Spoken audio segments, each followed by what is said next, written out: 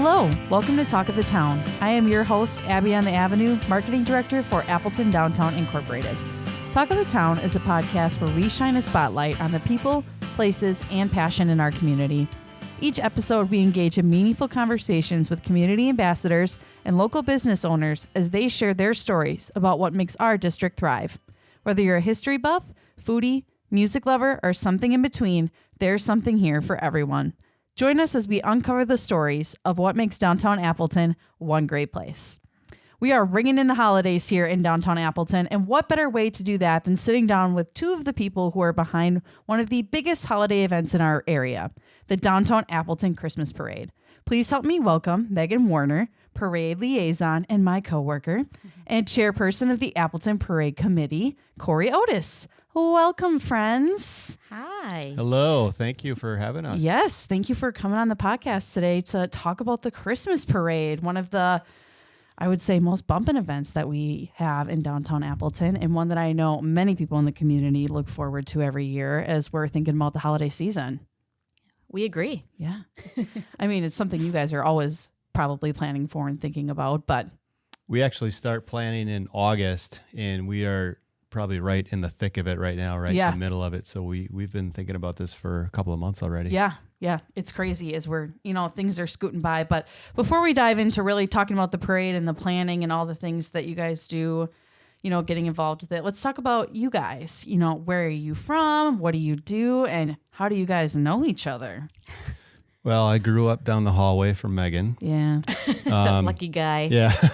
Well, Meghan and I are brother and sister. We have a brother, Adam, as well. Greg and Peg are parents. Also big ADI volunteers. Woohoo. Yeah. So the parade's run in our family. So our grandfather, Bud, was chairperson for the Flag Day Parade Committee. My dad took that over and very instrumental in starting the Downtown Appleton Christmas Parade 54 years ago. Mm-hmm. And he just stepped down from this role as chairperson in 2018, and then I took over. But it's really a team effort. Meghan and Eric Stadler and I are kind of the triumvirate, so to speak, if you're familiar with Roman history. But That was a big word. He's an English teacher, everyone. Yeah, I gotta show off. Don't ask me to define it, or spell it. But anyway, the three of us do a lot of the planning, do a lot of behind the scenes work, and together with our full committee, work really hard to put on this event, as well as the Flag Day Parade and the Memorial Day Parade for the city of Appleton every year. Yeah, and we'll be having them on to talk about those parades soon as well, but got to dive into this one as we're coming in the season. Right. So like Corey said, I am his much younger sister. He is... Did he say much younger? I don't... He did not. No, Yeah. but I do like to emphasize that. Yeah. Yep. She is the baby of the family. I'm the am. oldest. And the only girl. I do work for ADI. I am the Community Partnership Director. So with that role, I get to do a lot with the parades in my role at ADI. So it's very great. It allows me to do a lot with the parades with my role at ADI. So Yeah. it's very helpful to be in the office and take a lot of those questions in office, be present during the day. A lot of people like to get a hold of me in the office, stop in. They do. It's just great to be that buffer person in between. But For sure. It is it's really reassuring because I teach English at Appleton East High School. I don't know if I said that. In an email will come across and it'll have both of our names on it, and I won't have the time to get to it, or maybe I don't want to get to it right away, and Meghan takes care of it very quickly and very efficiently. So it's really nice that we've got this team that we can, kind of dole out the different responsibilities and make sure that everything gets done on time. For sure. You guys are a well-oiled machine at this point, too. You've been doing it for, so long as a collective since you said 2018. I mean, I'm sure before that since you were chairperson, but. I took over as chair in 2019. My dad's last parade was the Downtown Appleton Christmas Parade in 2018. He was on the committee, I should say, for over 50 years. I've been on the committee officially since the year 2000. So quite a while. Yeah, I don't know when you. Are you sure? Yeah, I'm sure. All right. Oh, it's ever since you graduated from college, I felt like, and you come home. That's what it was like for me. Yeah. I graduated college in 2004, I believe. It was a while ago. And then when I came home, you were into that role, and you started coming to meetings, and you sit in on those. You meet once a month, and you kind of just learned your role. You sat back and you attended those meetings, and you just learned from everybody that was sitting at that table at the ADI office, and you take it all in, and you kind of just figure it out. And I don't know, it's awesome. Yeah. It's in our blood, and we grew up with it. Right. And I always tell people that I've never actually seen an Appleton parade, but I've never missed one either, because I've always been in the back. That's a perfect way to put that, actually. Now, as the starter for the parades, I'm right at the beginning, so I have the best seat, so to speak, in best the house. View in the house. But that's awesome. Yeah, we've been doing this forever. I mean, when I was a kid, and Meghan probably did it too, but you were at the end of the parade and you were pulling off the magnets from the cars. And it was the coolest thing in the world. And it still is really awesome. I think now we really appreciate our role. And, right. Now you know really what goes into planning so much of it. And this is the largest nighttime parade in the Midwest. It draws about 80,000 people each year, and even more who watch it at home with WFRV. And you already mentioned this earlier, Corey, but the 54th year kicking off the holiday season. And it's always the Tuesday before Thanksgiving. I know a lot of people ask that, you know, when it is. And now I know with Meghan, it's easy to say like Tuesday before Thanksgiving. So like you said, it's been going on a really long time, and it's just really amazing that, you know, your family has been involved in some capacity and, you know, continues to do so to this day. It really started off as a way to kick off the Christmas shopping season back when all of the retail was downtown. And, you know, we kind of come full circle with that too, because now there's a lot of great places. One great place, I like to say. I don't know if you guys ever heard that. Once or twice. Write that one down. What a great trademark. tagline. Okay.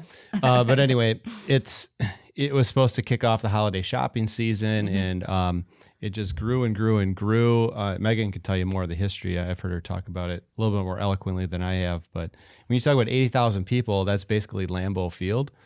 Down on College Avenue. Wow. And that's a good comparison. WFRV broadcasts it both live, and then they rebroadcast it, and they also live stream, and now they've got their own streaming service that'll be on there too. The live audience is very similar to an NFL broadcast that does not include the Green Bay Packers in this market area. So we have a huge following in this part of the country. Yeah. Yeah, it's just a really unique way to be able to watch it, because not everybody is, you know, able to come down and be a part, you know, in those crowds and those different things. So it's cool that families and people still have the opportunity to see it and to see it live, even if they can't be, you know, downtown for it. Right. So great partnership with WFRV. They do a lot of great things for our organization, and great that they broadcast all the parades too, right? Correct. Yes. They're definitely a great partner. Yeah, for sure. Is there anything else about the history that you guys want to share? Anything you remember, you know, watching as a kid, or remembering your family's doing when you were younger? Well, I did recently have a conversation with my dad, Greg Otis. Just wanted to learn a little bit about the history of the parade. And he told me that actually the Christmas parade from the was known as the Appleton Downtown Business Association, which was led by Bernie Perlman. And the first one was not very successful. Wow. It had one band and two floats. So no way. Could you imagine going downtown, making it this whole like event, right? Yeah, and just seeing one band and two floats? That's very crazy. Disappointing. Yeah. And this year, how many? 25 bands we have in the parade. So it's almost every 2-3 units That's is a crazy. band. That's awesome. So you're going to hear lots of great music. Yes. Yes. So they decided to reach out to the Flag Day Parade Committee, which was already established, and asked them for some help, which our grandfather was part of that. And so when they got involved, they really brought it to what it is today. And they just were an established committee, knew what they were doing, and brought it to life. And here we are awesome. today. Yeah. there's a lot of tradition to our committee. There's a lot of family tradition. There's a lot of third generation, fourth generation. You'll see our children part of the parades still. Yep. And we hope to continue the tradition, hopefully. For many years to come. For many years to come. So that's cool. Wow. I definitely didn't even know that. That's crazy. And I know. To see the evolution of the parade over the years, I'm sure has been truly amazing, and it just continues to grow. I mean, you guys get so many awesome applications every year, and I know it's even gotten to the point where you have to turn quite a few away because you can only have so many within the, the selected route to make it in the slot for TV. So that, has to narrow it down a little bit, but there are other opportunities for them, and we'll talk about that, a little bit later. But, as someone who works with events throughout the year, I know that large scale events like this take a lot of time and planning and dedication to make them happen. So talk a little bit about that process of putting the Christmas parade together. We get started in the summer. It was the last week of August. We get together and as a committee, and we decide what our theme is going to be. We start going through the candidates for the parade marshal. Meghan puts all the permits together. If we don't get the permit approved, the parade doesn't happen. So there's a lot of paperwork there. We talk with the Appleton Police Department about anything we need to know as we get it put together. I think by this point, with our 54th on the way, the city pretty much has that for, Tuesday before Thanksgiving set for us, and make sure that we don't have a lot of construction or anything to worry about. Then it's a lot of hurry up and wait. We put out the press release, we get out the application. And a few years ago, we decided, hey, we're going to have the same window every year. So it's going to be basically September 1st to October 1st. And, we take care of what we can during that month. But a lot of that time is just kind of watching the applications roll in, maybe sending a few questions here and there. Yep. But once October hits, then really it's full steam ahead because you've got to select who's in the parade. You've got to line it up. Then you start to have individual questions for participants about what they need from us. We work very closely with WFRV and put together news stories and whatnot. So a few sleepless nights between now and the the Tuesday before Thanksgiving. I was thinking of Flag Day. It's always the second Saturday. The Tuesday before Thanksgiving, just to make sure that everything is ready to go. Yeah. Yeah. So, talk a little bit about the process of choosing, how people get in the parade and how you narrow it down. Because I know that, for the few phone calls that I've attempted to take at the office of just people asking about, like, why didn't I get in? What are some tips that you guys have, during that process of what people can do in an application to not guarantee, but to help them, get into the parades? Sure. So we have a committee that's probably about 15 or so on our committee. But when we do the application process, we narrow it down to about 4 to 5 committee members. We meet at Appleton East High School, which is where Corey works, and we split those applications amongst all of us, and we go through every single application. Yeah. We can have anywhere between 100 to 125, I think was the most applications we've ever received. Wow. And since our broadcast is 90 minutes long, we can have 85 to 86 applications just because we have that tight time frame. Right. And we've been doing it for so long, we know that's as many as we can have. Yes. And gotta keep everyone moving. So. Yes. So we make sure that 1, it's Christmas themed. 2, seems simple, but right? You'd be surprised. You'd be surprised. Yeah. 2, we have a theme every year. Yep. We want to see that theme in your description. Yes. 3, clearly represented. Right? We want to see a description. You wouldn't believe that we don't even get a description sometimes. We don't care if you've been in the parade for 50 years. Right. It's you important. need a description. Yep. Like it's very important because we take it seriously. Yeah. This is our heart and soul goes into this. You know, like we put a lot of time and effort. These meetings can be 4 or 5 hours long. Right. So we go through every single application. Like I said, there's 4 or 5 of us. We have a maybe pile, a yes, no, we go through them and we'll bring them back in. We do have a pre-parade where we put some people in. Before the TV broadcast starts. Yep. Yeah. And so we go through that. And then what else? What am I missing?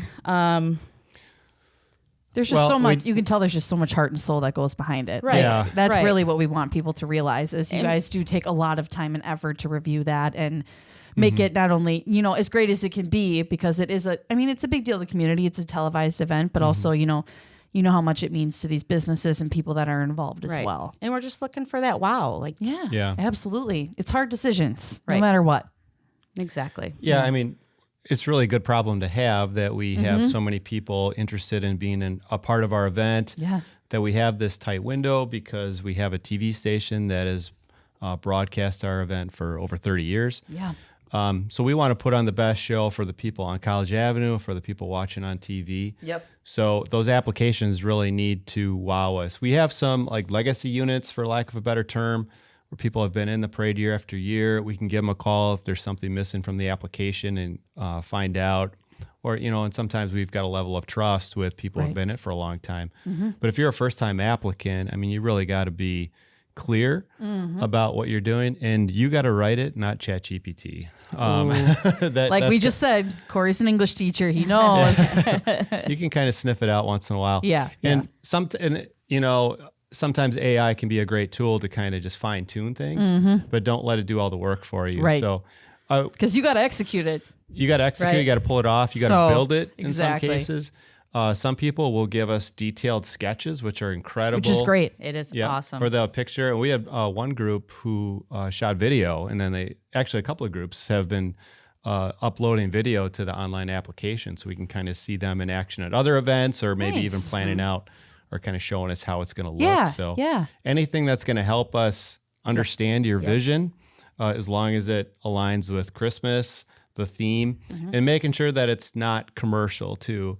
Right. And we're fine with people putting the name of their institution or their business on the side. Right. But it's really about the event. So, it shouldn't like be a full wrap around the thing. And it's not a billboard. Like it's not a big billboard. It's right. Christmas in 12-point font off on the side. Right. Yeah.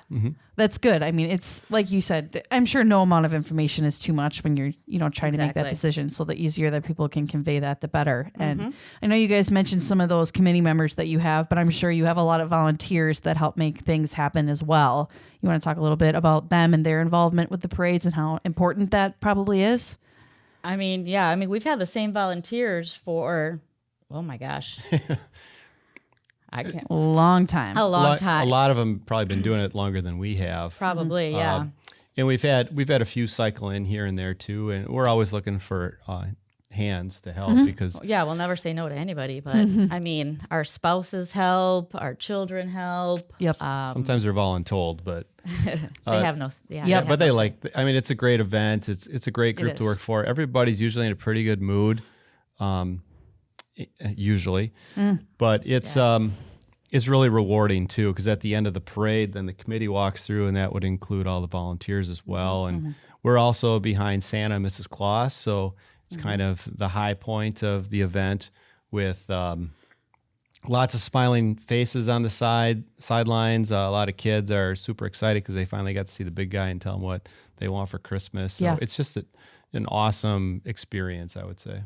For sure. Yeah. And, Meghan knows we have a lot of great volunteers at our organization as well. Right. And many of them that too have been around for a very long time. So it's always important to recognize them and all the great work that they do, because a lot of them are crossover. Yeah. So a lot of them that are helping ADI are helping the Christmas Parade Committee as well too. Yeah.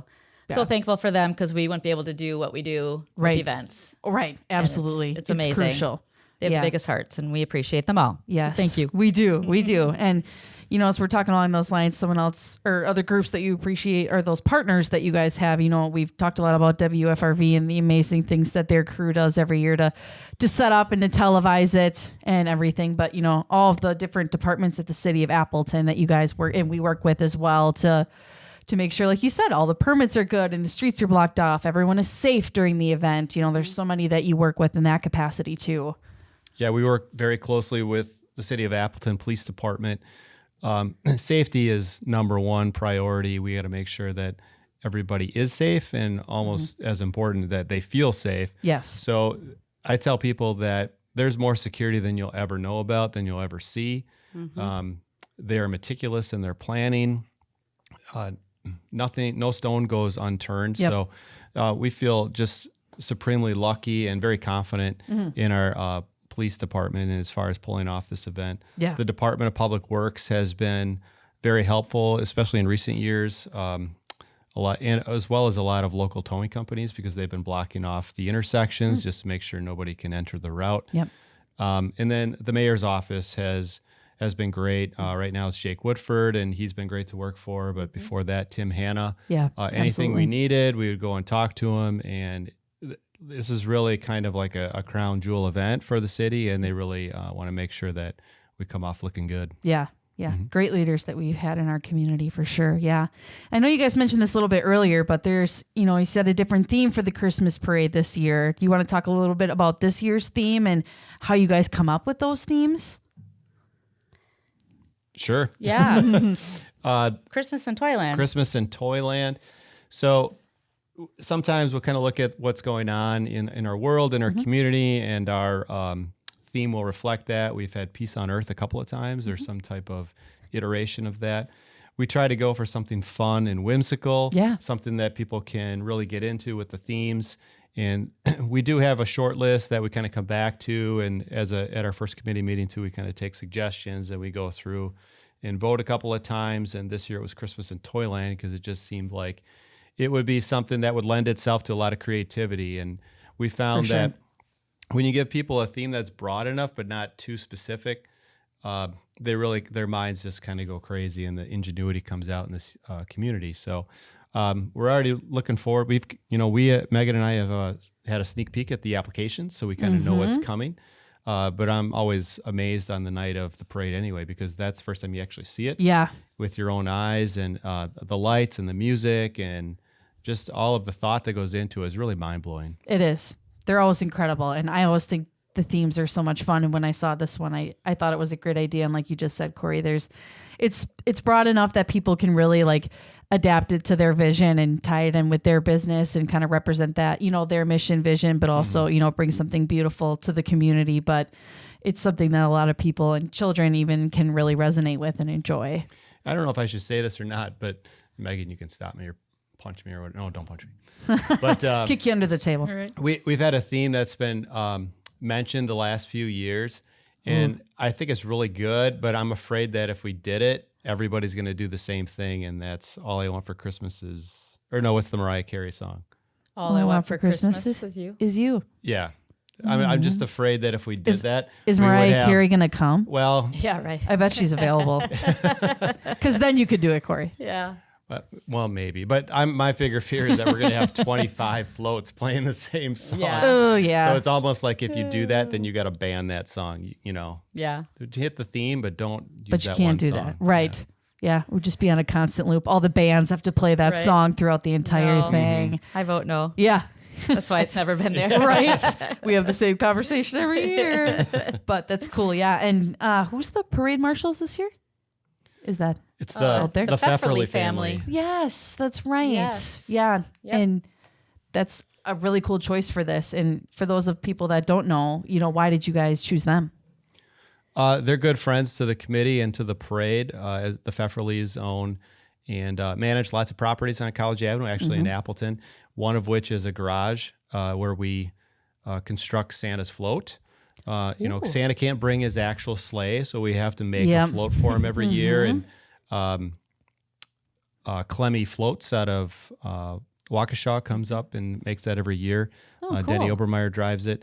And Mark Clemmy is just another amazing person that we get to work with. Yeah. He has been building floats for a long time. He always makes the city float for the Flag Day Parade, and he always makes Santa float for the Downtown Appleton Christmas Parade, as well as a couple on the side. So the Pfefferly family has let us use that space for a long time, and we always try to pick somebody who's meant a lot to downtown Appleton, whether it's business, whether it's public service. We've had former parade committee members, our dad Greg Otis and Harvey Sampson. Yeah. They went out together, and they were our co-parade marshals a few years ago. So it's an honor for them. I know a lot of people, when they get to be the parade marshal, really are excited about it, but we're really excited to honor the Pfefferly family this year. Yeah, that's awesome. They they do truly do so much for the community. And I know that ADI has honored them in a variety of ways as well. So that'll be really exciting to see. And I'm sure a lot of people are, but I'm very excited to see what people come up with for the fun Toyland theme. So that'll be really cool. So as we're looking ahead to the day of the event, what advice do you guys have for spectators? Because I know there's a lot of people there's people who come to this every year, but some that maybe are coming out for the first time, or they're coming with more people, or, whatever the case may be. What are some tips and tricks that you have for people as they're planning to come down for the parade? Sure. I'll take this one since, as you can tell, I'm the younger sister and Corey's the oldest, so he likes to talk a lot. Exactly. I'm used to that. Since I'm downtown. So on the day of the parade. Since I work downtown and I'm here, I see everybody coming downtown. You want to get to your spot early, but you can't be here before noon. Mm-hmm. It's just something that has been stated by the Appleton Police Department. So you'll see signage up that does state that. Yep. When you are coming down here and you do come and get your stuff down here, you have to stay with your things. Downtown gets very windy down here, especially in the winter. So if your belongings are down here and you're not, they will take it. So don't be surprised if that happens. Yeah, I think a lot of people think that's a bluff. Like, we've seen it. I've seen it. Like and it really is a safety thing. It's not meant to be, they're not being mean. Yes, it truly is just a safety thing, because it can be very windy down here, especially in the winter time. So they just want everyone to know that if you're going to bring, and you can bring, 7-8 chairs with you. Just make sure you or somebody is there to stay with it and make sure everything stays where it needs to. Right. Also, dress warm. It like I said, it gets windy, especially downtown. These tall buildings. It's just it's a wind tunnel. It's a wind tunnel. So dress warm and dress in layers. Yes. Because maybe it will be a balmy night that night. So you never know. You never know. It could be. You never know. Also, there's not a bad spot in College Avenue. So if you get down here and you're a little bit later, there's just not a bad spot. So wherever you are, you're going to see the parade, and you're going to be wild wherever you are. So don't feel bad if you didn't get the spot you wanted. There's not a bad spot. Right. You don't have to come down at noon. Right. Like, we're just saying that's the earliest you can come. Right. But yeah, you'll find a spot, and you'll be able to see for sure. Right. Also, if you do want to come at noon, you could make a day out of it. Like Abby and I, we are ADI girls, so we'd like you to come down and check out Downtown Appleton. Yes. Shop local, grab lunch. If you come later, grab dinner. Or check out some of our local shops. Yes. There's lots to do down here. Yeah, right, absolutely. Grab a hot chocolate while you're down here. I've seen a lot of people doing that. Or grab some dinner and bring it back to your spot. There's definitely different ways, and a lot of the business owners are open and ready to greet you, and they're eagerly excited for the parade too. So come on in and join them before the parade starts. Yeah, lots of great tips for everybody, for sure. All right, and some of the other things, as we're talking about the timing of the day, there are some events that happen before the parade starts that people can look out for and, kind of be a part of. Like before the parade, we have the Santa Scamper Run, which is hosted by Runaway Shoes. That's put on by Ross McDowell. They partner with Community First. Yep. It's a 1 mile run walk, depending on what if you're like me, you're gonna walk. Yeah, same here. So, but unless something's chasing me, then I'm gonna run. They do a phenomenal job. Yes. It's packed. It's a packed run. People come out in droves, and they are dressed up in costumes. They are creative. Yes. It's just so fun. He's got the music blaring, and it's just something fun to see. And they are in and out in no time. It starts at 6:40, and the parade's at 7, and you can't even tell it happened by the time the parade starts. No. But I feel like I almost always miss it. Like I all of a sudden the kids are running, and like I know some of, my coworkers' kids, like Meg's kids, will go out and run it or whatever. Right. But the way I know it's done is I see a lot of kids walking down our sidewalk, and they've got their dilly bars in hand. Yep. And you know what? No matter how cold it is, you're going to want a dilly bar. It's never too cold for a dilly bar. No. Right? So it's that Santa Scamper, sorry, but it starts at 6:40, and the pre-parade starts at 6:45. And that doesn't seem like a lot of time to get thousands of people through there. They've got this big inflatable arch. They've got a DJ, but Ross is amazing because he gets everybody going. He gets that stuff down, and then usually we start the pre-parade earlier than we had scheduled, which is good because this year we've got about 8 to 10 people in the pre-parade, so we got to make sure we get those people through, and then we get our televised portion on. Yeah. Which is larger than we usually have in the pre-parade, just so you know. Right. Yeah, as of right now. I mean, things can change. We always have cancellations and whatnot, but right now we are about as tight as we've ever been. Yeah. Yes. Got to be filling it in. And St. Joe's Pantry donation also goes on beforehand as well. Yeah, so St. Joe's partners with Lawrence University, usually the athletes. So they'll start off the pre-parade for us, and they'll go down College Avenue looking for those non-perishable food items. So if people could just please bring those items, those students will be walking them down with St. Joe's, probably their volunteers, some of their employees. They'll be going down College Avenue with their trucks, hoping to fill her up. And please bring those down, and they'll start the pre-parade, and then they actually have a unit in the parade as well. And so you'll see them probably later in the parade. I think they put them. Yeah, that's awesome. Give them that time to get back to their unit. And right? Absolutely. Put it together there. So yeah, definitely an important thing that I don't know many people know about, but bring those donations. They'll collect them right away, so you don't have to worry about them during the parade. They'll come and grab them, but it's a very crucial time of year where those donations are needed for sure. Exactly. So a great partnership to bring awareness to that cause as well. So. Yeah. So as we're wrapping things up here, what is one thing that you hope people take away from this year's parade as we're gearing up? We just want people to have fun. And, we have 3 big parades in Appleton, and they all kind of have the same goal, and that's for a community to come together and celebrate Christmas or Flag Day or commemorate Memorial Day. But really, it's just to celebrate each other and to forget about all the other differences that we might have at other points of the year and just celebrate Appleton. So Christmas is probably the most magical of all of our events just because of our participants, go 1,000% with their decorations and the pageantry. But like I said, when we walk through at the end and I look at the people on the curb, I mean, they're just having a great time, and the little kids are just, besides themselves. So that's the best part. I'm going to take it a different route. Yeah. I always think about, the people always think that these parades are put on by city workers, that people are getting paid to do this, but it's a volunteer group. We are taking time out of our busy schedules. We do this out of our work schedules. We come together first once a month or whatever.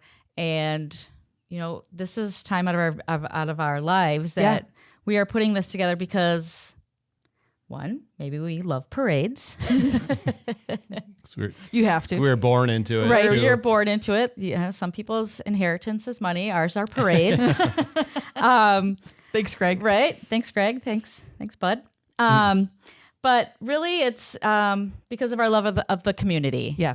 We come together and we want to put something grand together for our community, our love of the community, and just be nice, be kind. Yeah.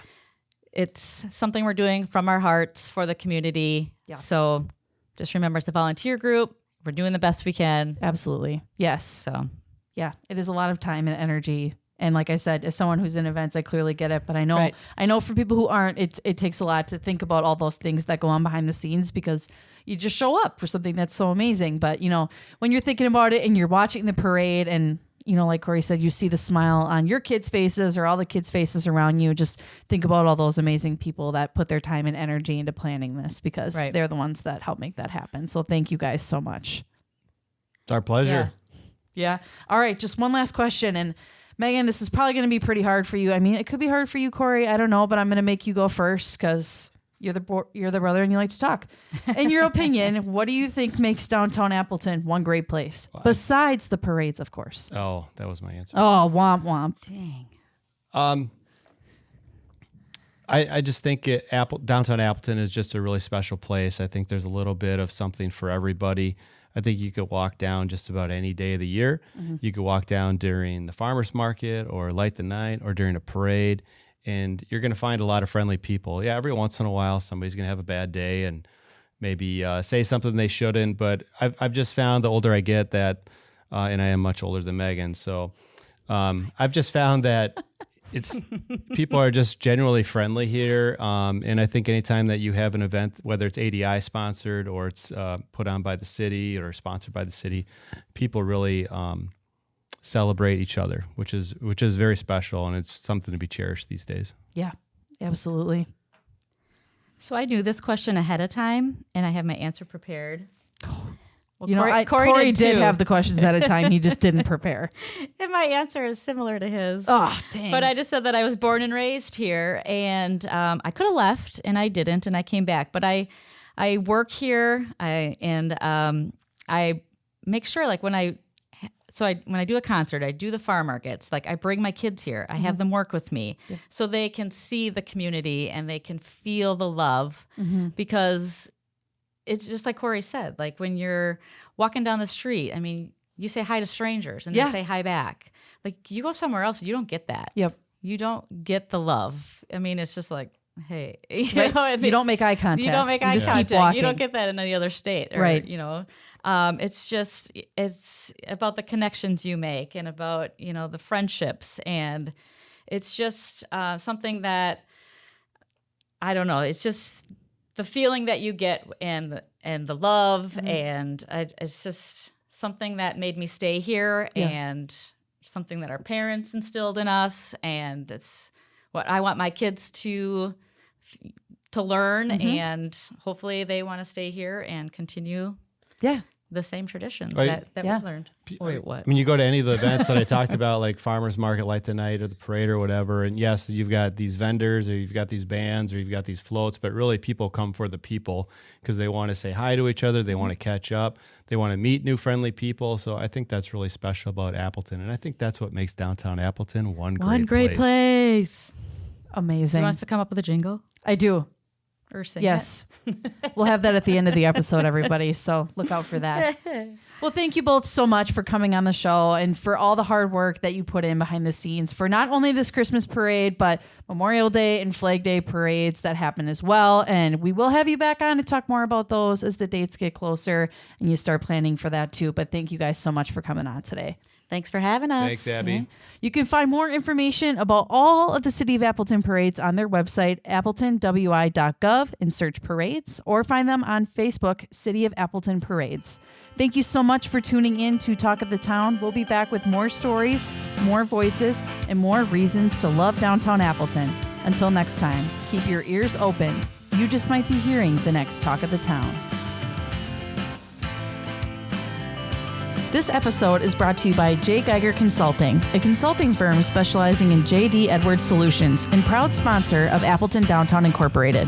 Special thanks to local songwriter Amelia Ford for creating original music just for this podcast.